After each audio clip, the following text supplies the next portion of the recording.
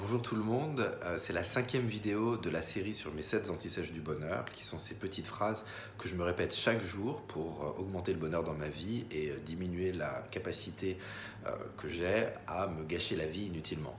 Et la phrase du jour, mon antisèche, c'est j'écoute pour recevoir plutôt que pour répondre.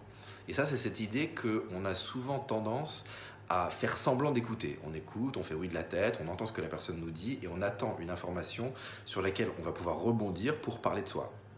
Et donc en gros, on se retrouve souvent dans une sorte d'enchaînement de monologues. Ça nous a tous arrivé de remarquer des conversations entre des personnes où on avait l'impression que c'était deux monologues et qu'il n'y avait pas véritablement d'échange. Parce que l'écoute, en fait, c'est une des choses les plus difficiles à pratiquer.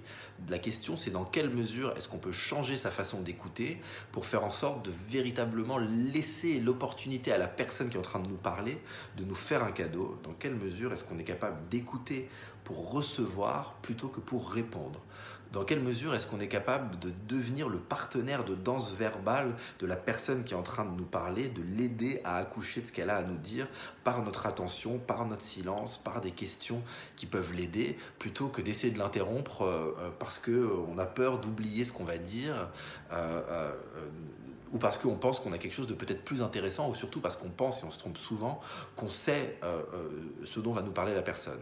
Moi, un exemple qui m'arrive assez souvent en ce moment, c'est si quelqu'un me raconte son voyage en Inde. Vu que j'étais en Inde, moi, pendant 4 mois l'année dernière, je vais avoir tendance à vouloir dire « Ah oui, moi aussi j'étais en Inde » et presque à couper la parole de la personne et pas véritablement la laisser partager avec moi ce qu'elle a à partager. Et donc, dans des moments comme ça et dans plein d'autres moments, j'essaye de vraiment transformer l'écoute en méditation en me rappelant cette phrase « J'écoute pour recevoir plutôt que pour répondre » et à ne pas réagir à cette volonté du mental de placer telle ou telle information, de me recentrer sur ma respiration et d'essayer de permettre véritablement à la personne qui est en train de me parler de partager ce qu'elle a à me dire pour qu'il y ait un véritable échange et pas simplement une succession de monologues. Voilà, je crois que l'écoute active, c'est vraiment un des plus beaux cadeaux qu'on puisse faire à son entourage. Pour ça, il suffit juste d'être patient, de se concentrer sur sa respiration. Je le dis comme si c'était hyper facile, mais c'est quelque chose que je me répète tous les jours parce que, comme énormément de personnes, j'ai beaucoup de mal, mais à force de me le répéter, j'arrive de mieux en mieux et il se passe des très belles choses quand on pratique cette écoute. Et c'est pour ça que je voulais partager cette anti-sèche avec vous. J'espère qu'elle vous parle. J'aimerais bien savoir ce que vous en pensez. Et je vous dis à bientôt pour la 6e vidéo de cette série sur mes 7 anti-sèches du bonheur.